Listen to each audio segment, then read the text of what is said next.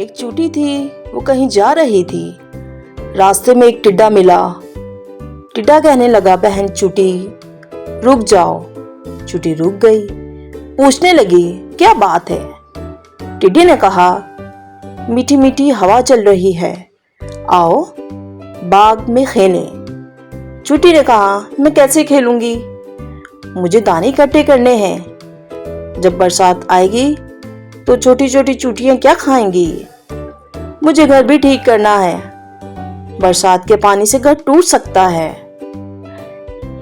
टिड्डी ने कहा, हम तो खेलते ही हैं जी।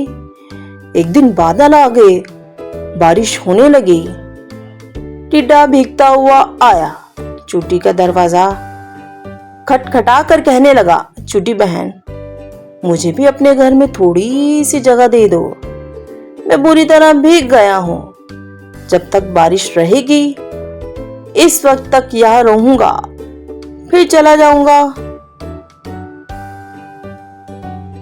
चूटी बोली, भाई टिड्डे, तुमने सारा साल काम नहीं किया, तुमने अपना घर नहीं बनाया, मुश्किल वक्त के लिए कुछ अनाज भी जमा करके नहीं रखा, जाओ मैं तुम्हारी मदद नहीं कर सकती। टिड्डा घबरा गया। चूटी इस बार माफ कर दो, आगे से मेहनत करूंगा।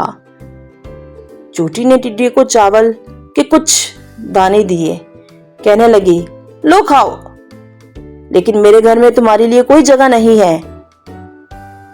टिड्डा रोती शक्ल लेकर चला गया। तो बच्चों, इस कहानी से हमें ये सबक मिलता है कि हमें किसी भी काम में सुस्ती नहीं करनी चाहिए। Thank you. Please subscribe and like my YouTube channel.